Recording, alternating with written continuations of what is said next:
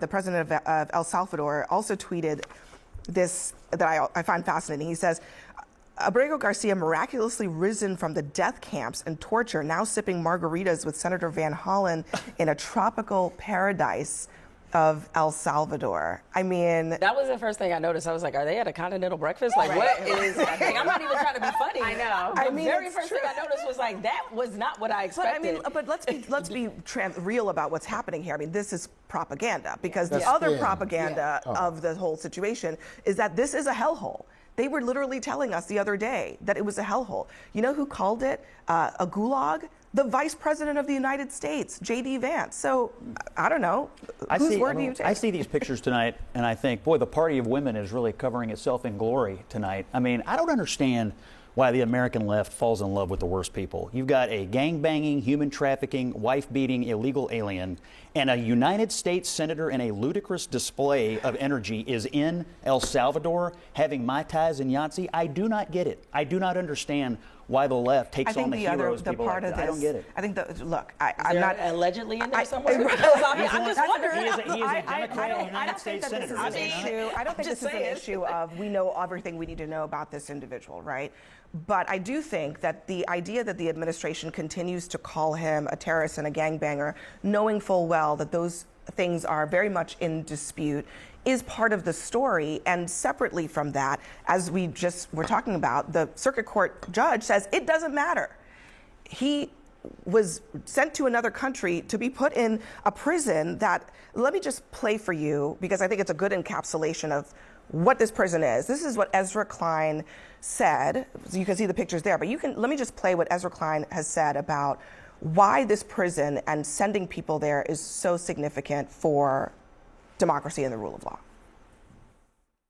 The emergency is here. The crisis is now. Maybe not to you, not yet, but to others, to real people whose names we know, whose stories we know. The President of the United States is disappearing people to an El Salvadoran prison for terrorists. It is a prison that does not intend to release its inhabitants back out into the world. It is a prison where the only way out, in the words of El Salvador's Justice Minister, is in a coffin. The El Salvadorans said that the only way out of this prison is in a coffin. I mean, when you do that, you should know pretty surely that the person you're sending there deserves to be imprisoned for life until death.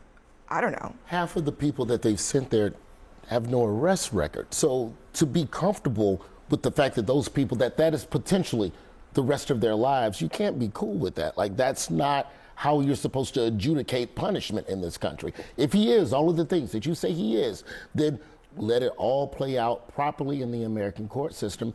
And then if you want to send them there. But I think half of the people that they're deporting, you're better off literally putting them on a raft and pushing them out into the ocean than sending them to that place. And I didn't realize the law was only for perfect people. I didn't realize that's how we did things here. I'm not talking about people who commit actual crimes that we can prove, but if we're always putting this up against some purity test to say that, like, hey, because we think you might have done this, and again, I realize you're levying serious charges, but like, the law is not supposed to be about a purity test. It's supposed to be about what can you actually prove that someone has done. I actually am not even all that worried about all the things that we have found out in the wake of the investigations into this guy. What I am worried about is that, and I'm going to grant you, he has a withholding order and he should not have gone to El Salvador. And they admitted it was a mistake. But even if you grant that, he has an adjudicated deportation order, and you have Democrat public officials falling all over themselves trying to get him back here without thinking through the next step, which is he's literally going to be deported somewhere else. But not to a But my prison. suspicion is when they bring him back, they're going to try to keep him here. That's the next part of the game. We have degrees of things, right? There's a different punishment for a speeding ticket versus a different punishment for something else. So you're saying that what he has done, which is, okay, come to the country illegally. Okay, so he deserves to be in an El Salvadorian prison. He deserves to be deported. Okay, that's fine. That's fine. No one is debating that. Radical agreement, Scott Jennings.